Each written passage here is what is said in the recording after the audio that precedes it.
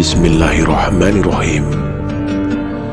Agama Islam sepeninggal Rasulullah SAW telah disebarkan ke seluruh pelosok dunia yang sudah mempunyai kebudayaan yang tinggi ketika itu, terutama jika dibandingkan dengan kebudayaan bangsa Arab Quraisy sendiri. Oleh karena itu, banyak di antara bangsa-bangsa ini yang biasa menganggap enteng terhadap bangsa gurun pasir ini, tertegun dan tidak percaya atas kenyataan bahwa bangsa yang selalu dianggap mereka primitif ini tiba-tiba berani menantang mereka. Raja Parsi, Khusro umpamanya, telah merobek-robek surat Rasulullah SAW yang mengundangnya untuk menerima ajaran Islam. Raja ini merasa terhina karena surat yang datang dari seorang bekas gembala itu dianggapnya lancang sekali, telah berani mengajarinya tentang kebenaran. Padahal ia seorang kaisar penakluk dunia. Maka raja ini tidak sudi mengakui perbatasan antara negerinya dengan Jazirah Arab yang ketika itu sudah menjadi Islam sebelum wafatnya Rasulullah SAW. Oleh karena itu, daerah perbatasan ini sering mereka ganggu dan langgar kedaulatannya.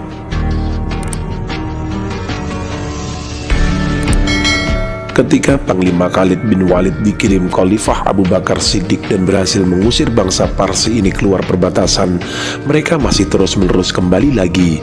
Maka atas usul Khalid, Khalifah Abu Bakar mengirim bantuan laskar lagi ke perbatasan itu, sehingga mencapai 10.000 orang.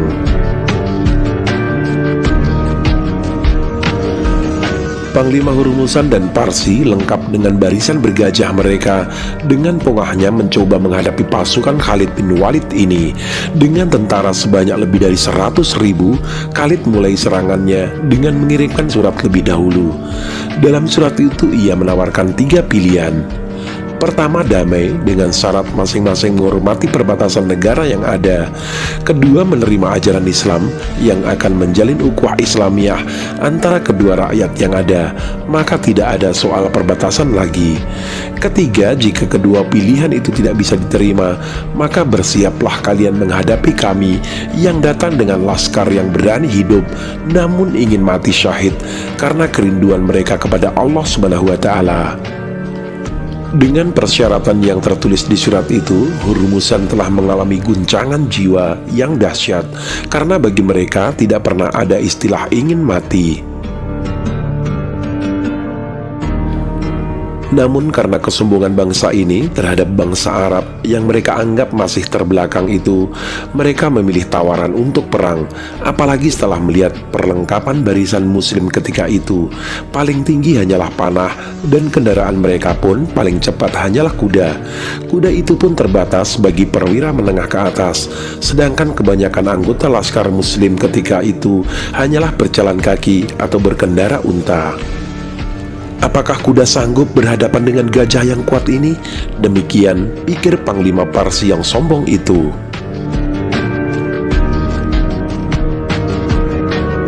Khalid bin Walid mengerahkan barisan muslim maju menyerbu di bawah pimpinannya sendiri yang berpacu di depan.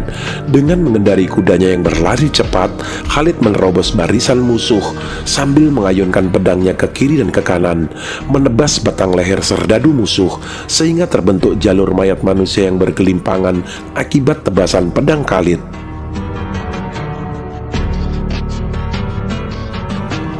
Ketika jalur mayat itu bergerak terus menuju ke tempat Panglima Hurmuzan, maka serdadu Parsi menjadi panik.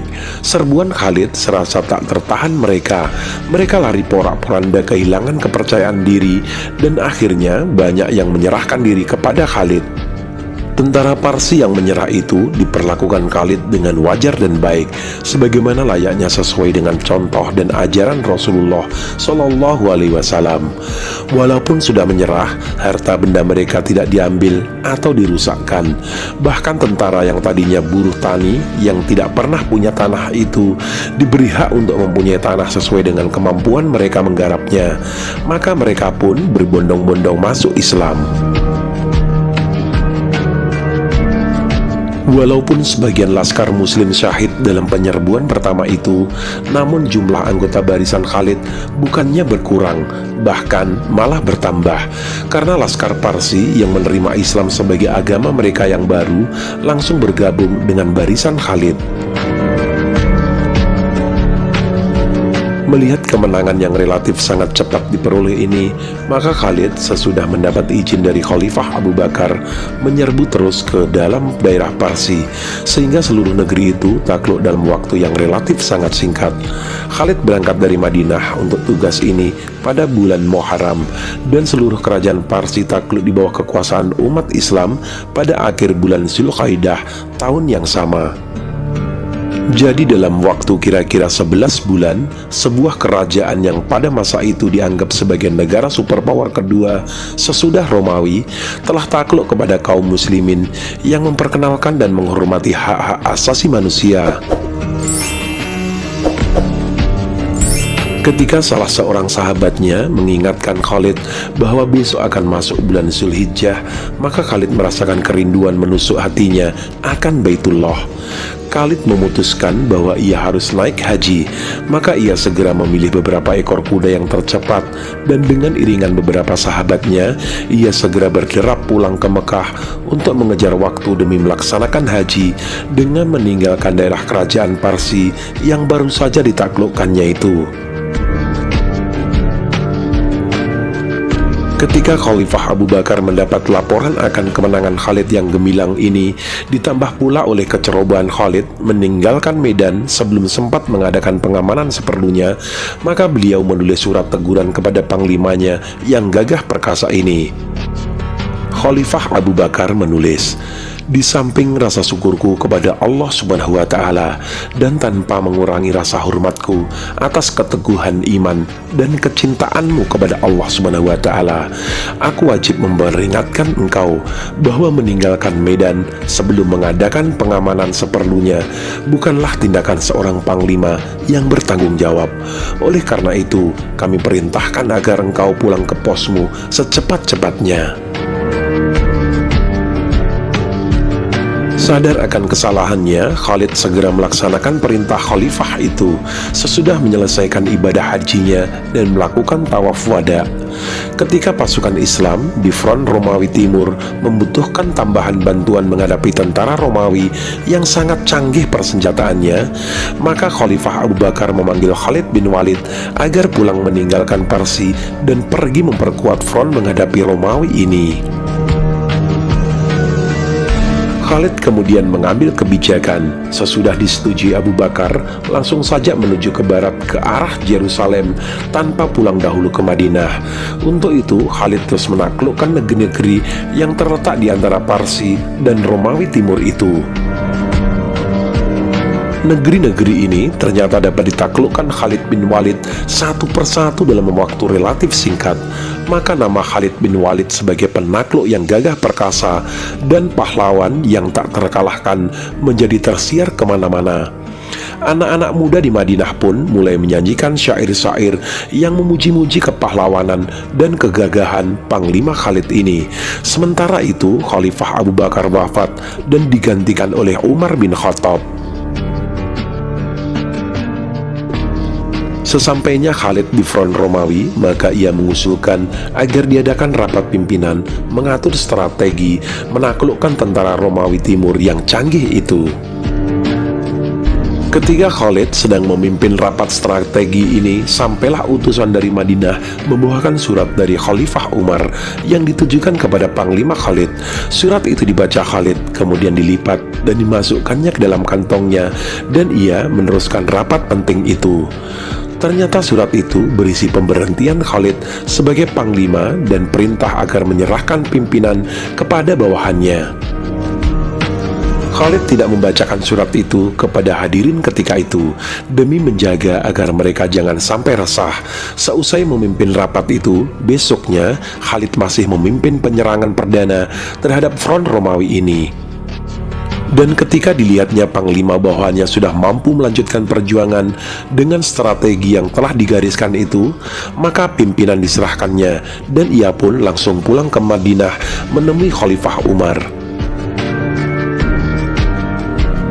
Sesampainya Khalid di Madinah, maka ia langsung menemui Khalifah Umar dan menanyakan apa gerangan alasan maka ia diberhentikan tiba-tiba. Apakah karena kekurang pahamannya tentang urusan keuangan? Aku harus mengakui kekuranganku dalam mengurus buku keuangan ini. Namun aku bersumpah dengan nama Allah Subhanahu wa Ta'ala bahwa aku tidak pernah mengambil satu sen pun dari dana yang disediakan oleh negara. Bahkan uang pribadiku banyak yang kusumbangkan untuk perjuangan ini, katanya kepada Umar. Aku yakin sungguh akan kejujuran dan keikhlasanmu, wahai saudaraku, sehingga aku tidak pernah merasa curiga akan manajemen dana perjuangan ini. Walaupun aku yakin bahwa sebagai panglima, engkau tetap merupakan penanggung jawab terakhir terhadap manajemen dana ini, jawab Khalifah Umar. Lantas mengapa sampai aku dipecat tanpa alasan yang tepat? Tukas Khalid dengan suara yang agak tajam. Umar menatap muka Khalid dan berkata, aku sekedar melakukan tugasku menyelamatkan tauhid umat. Engkau adalah panglima yang gagah perkasa, dan Rasulullah SAW sendiri yang telah mengangkatmu memegang jabatanmu itu. Dan sejak itu engkau belum pernah terkalahkan di setiap medan pertempuran, sehingga rakyat sudah mulai menyanyikan lagu-lagu yang memuji dan memuja namamu di samping memuji Allah Subhanahu wa Ta'ala. Aku takut hal ini akan berkembang menjadi keyakinan seolah-olah engkaulah satu-satunya yang sanggup memenangkan seluruh perjuangan ini dengan atau tanpa syafaat Allah Subhanahu wa Ta'ala. Bukankah dengan demikian mereka menjadi musyrikin? Maka aku ingin buktikan kepada mereka bahwa Umar, hamba Allah yang lemah dan hina ini, telah sanggup menjatuhkan engkau panglima yang gagah perkasa. Dengan demikian, kuharap mereka kembali memuji dan memuja hanya Allah Subhanahu wa Ta'ala. Mendengar keterangan Umar yang tegas menegakkan tauhid itu, Khalid menerima kebijakan khalifah yang arif itu dengan ikhlas. Maka besoknya ia kembali ke medan perang membantu rekan-rekannya yang sedang mati-matian di front Romawi Timur. Khalid maju di bawah pimpinan bekas bawahannya sebagai prajurit biasa. Ketika ditanyakan orang kepadanya mengapa ia terus juga berjuang sesudah dipecat oleh Umar sebagai panglima, maka Khalid menjawab dengan tegas, aku berjuang bukan karena Umar, aku berjuang semata karena Allah Subhanahu wa Ta'ala.